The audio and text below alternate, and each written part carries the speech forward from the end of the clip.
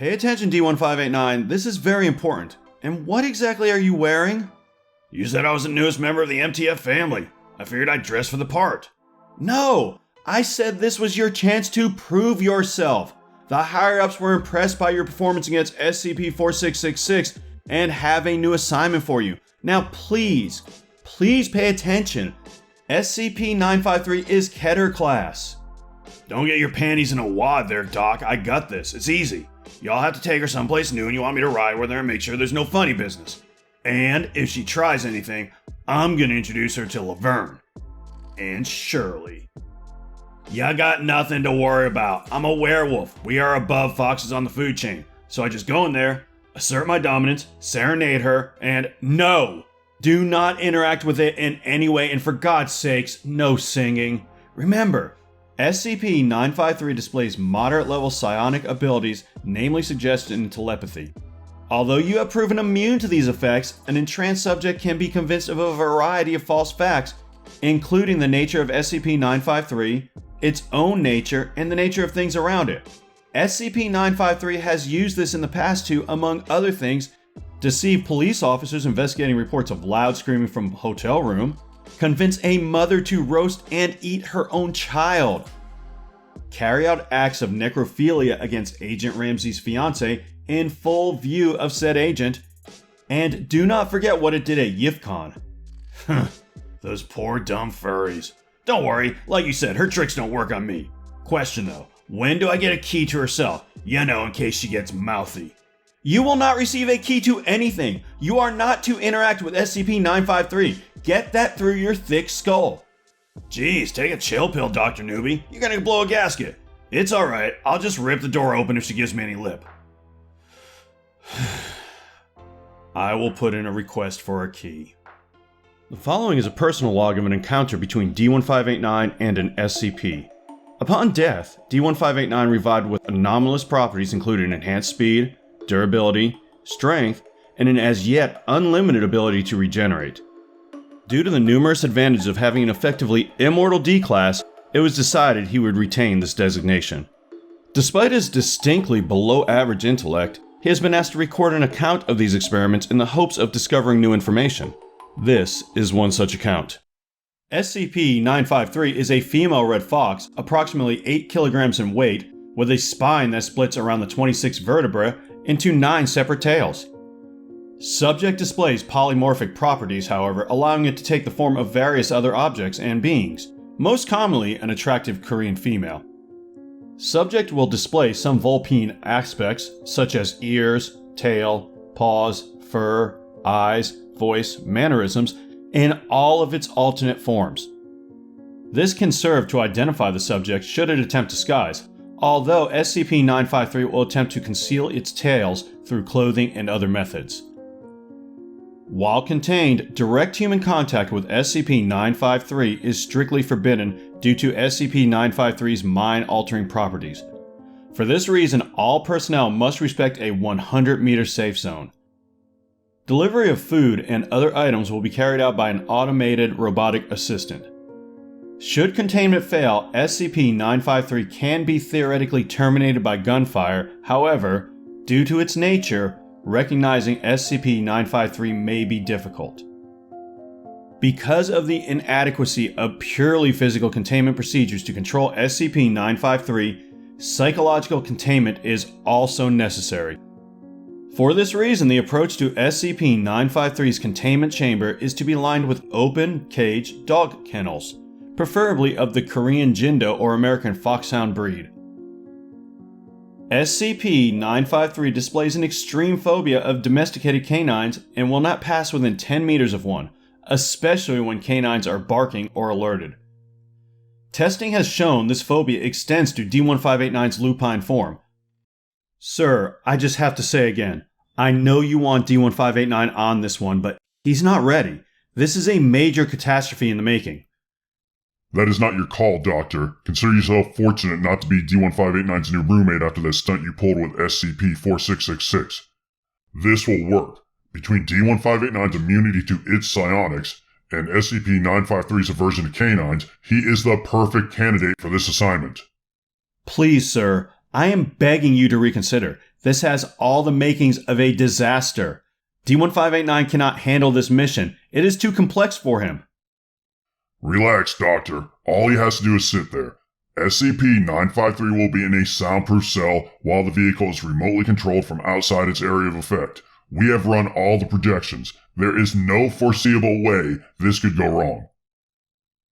It was not my fault. Okay, look, here's what happened. I went to the van, and she was in a cage just like they said, but no one told me she'd be a stone-cold hottie. She's a fox lady. I'm a werewolf. If that's not kismet, I don't know what is. So I start singing some Jimmy to her. Now you know you're cute little heartbreaker. Foxy, yeah. The ride begins, and we're having a great time, but after a while I notice she's not laughing at my amazing jokes. Well, that's impossible, so I ask her what's wrong. She was shouting, but I couldn't hear her. I thought I'd gone deaf until I realized I could hear like literally everything else, and that's when it hit me. She couldn't hear me because those idiots at the Foundation forgot to put air holes in her cage. That's who's really to blame, not me. Them, not me.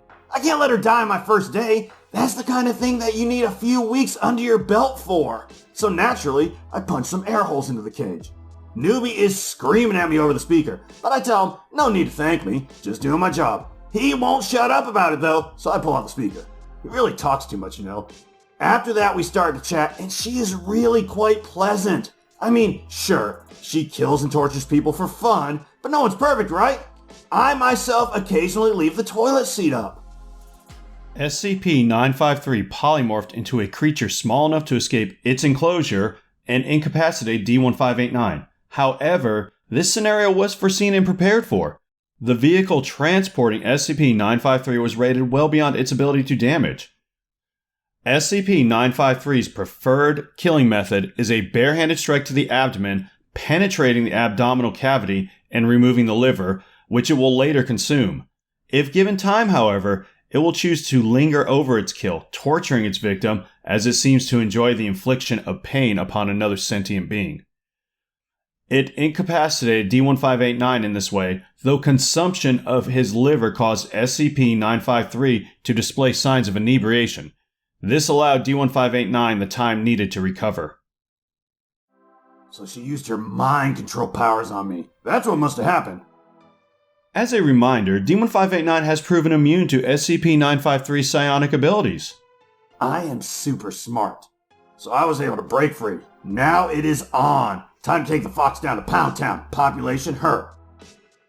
And I guess I also have to be there, because I'm doing the pounding. But I mean, she was fast. And she hit hard. And I'd be lying if I said Little Biff was not a little bit excited. I mean, usually this kind of thing costs me $75 an hour, you know what I mean? But something was wrong this time. My brilliant Biff strategy was not working.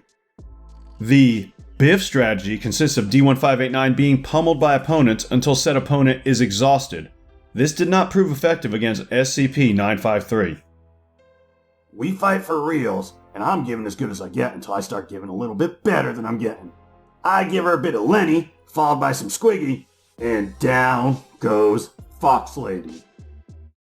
D-1589 did in fact render SCP-953 unconscious, but 173 minutes into the transfer, he inexplicably opened the back door and threw SCP-953 out as it was regaining consciousness. At this time, SCP-953 has not been contained. Why did you release SCP-953? Good question. Alright, the thought process on this is very advanced, so I'm going to walk you through it step by step. She is a fox lady. And who sings Foxy Lady? Yes, it is Jimi Hendrix. And what was Jimi Hendrix famous for? Playing the electric guitar, which, as we all know, is the greatest non-percussion instrument. Obviously, that means she must be good at Guitar Hero, which is a crossover video game. And as a video game fan and a nine-tailed fox, I think everyone knows where this is going. She's a Sonic the Hedgehog fan. And speaking of Sonic, what do Sonic waitresses wear? Roller skates. And who else wears roller skates? That's right, it's John Travolta. And as we all know, he was in the movie Michael about an angel, ergo, she is an angel, and by setting her free, I have allowed her to return to heaven. Now there's no need to thank me, but believe it or not, there is even more proof. Have you ever heard of the song Earth Angel by the Penguins? Well, she was on Earth. Okay, I can tell you're still not convinced. So how about this? I saved the big guns for last. Where do penguins live? The North Pole. And what direction is north on a map? That's right, it's up. Which just so happens to be the same direction as heaven. Coincidence? I think not. So, just out of curiosity, when do I get my official MTF nickname? Because I really hope Big Bad Wolf is not taken. At this time, there are no plans to change D-1589's designation. He was informed, however, that penguins live at the South Pole. To which he replied, and I quote, "Oh, well, it was winter, so heaven was actually down. Everything still stands. It was working out, and I am smart." Thank you for your attention. If you have any comments or questions about the events of this encounter, please leave them below. Conversely, if you have an SCP experiment you would like to see D-1589 participate in, that can also be left below. Do not forget to employ the SCP Foundation's new like-dislike function on this log.